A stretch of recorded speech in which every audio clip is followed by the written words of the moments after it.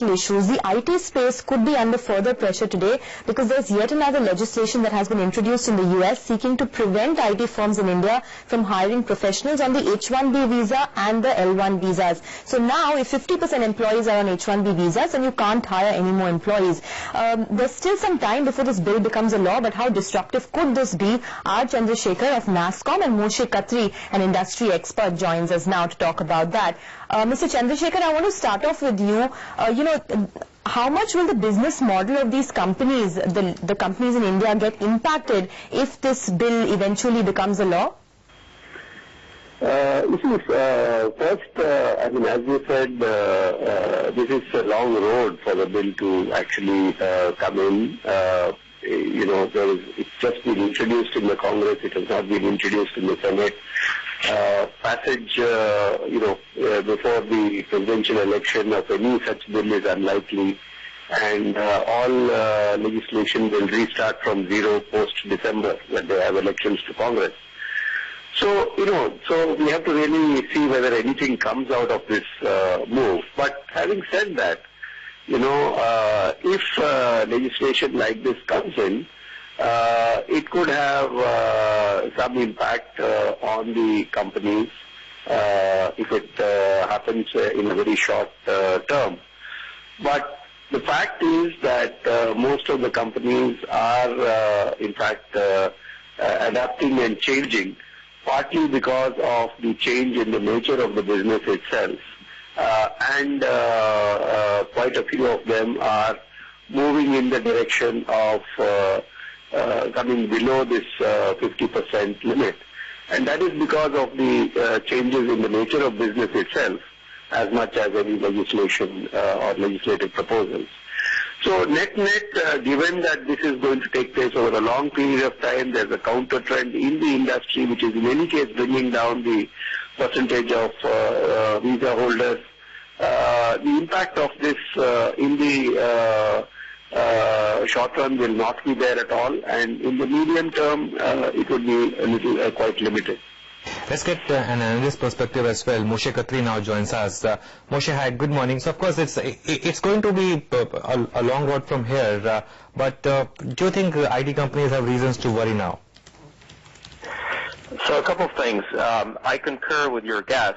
I think it just adds more noise, things that are going on in the industry. Obviously, in the past 2 weeks, we have been concerned because of Brexit and the impact, for the industry, at least for the second half of the year in terms of spending.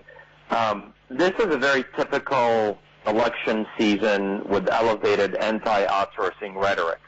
So there's nothing new here. A very similar bill was introduced by Dick Durbin and Senator Grassley in November or December of last year. Again, nothing new. But you have to remember one thing. Worst case scenario, if this thing's going to get anywhere, there will be backlash, specifically from some of the heavy users of offshoring, and these would be the Fortune 100 to 500 companies.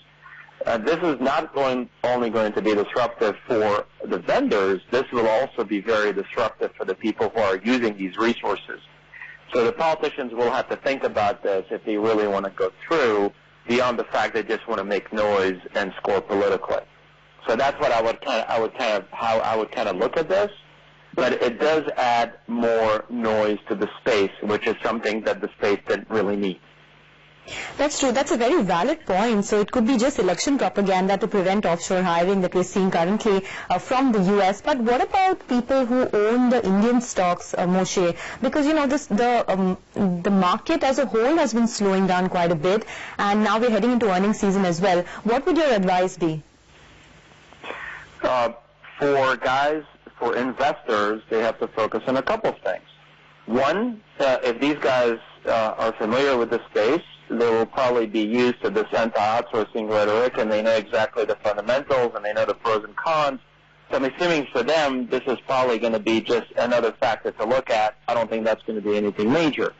But in terms of ownership and other things that are going on in the space, as you said, the space is slowing down. You've seen it slow down because you've seen an ongoing, very messy transition for many companies in the space away from legacy to digital services. So the legacy piece is getting cannibalized. They're all trying to kind of bulk up on resources and skills to make sure that they can grow the SMAC or the digital business. So that's why you've seen that slowdown. On top of that, you have other things that are going on. You have peak numbers of contract renewals during the next 2 years. That's about $60 to $70 billion worth. That definitely is causing some share shifts. And then on top of that, you have the fact that pricing for legacy work is getting cannibalized. So all these things are kind of happening at the same time. And then, there's a lot of focus when you talk to investors now about the impact of Brexit. I don't think anything is imminent, but during the next 6 months, there will be focus on whether your typical clients, specifically those that are based in the UK, are going to go ahead with spending plans or defer them. It could be client-specific. It could be vertical-specific. I would focus on the financial services industry in the UK that could be having some near-term issues. But look, investors will have to take a long-term outlook when they own these names, at least past the next few quarters. All right, Moshe and Mr. Chandrasekhar, thanks a lot for your time this morning. So yes, IT industry is getting into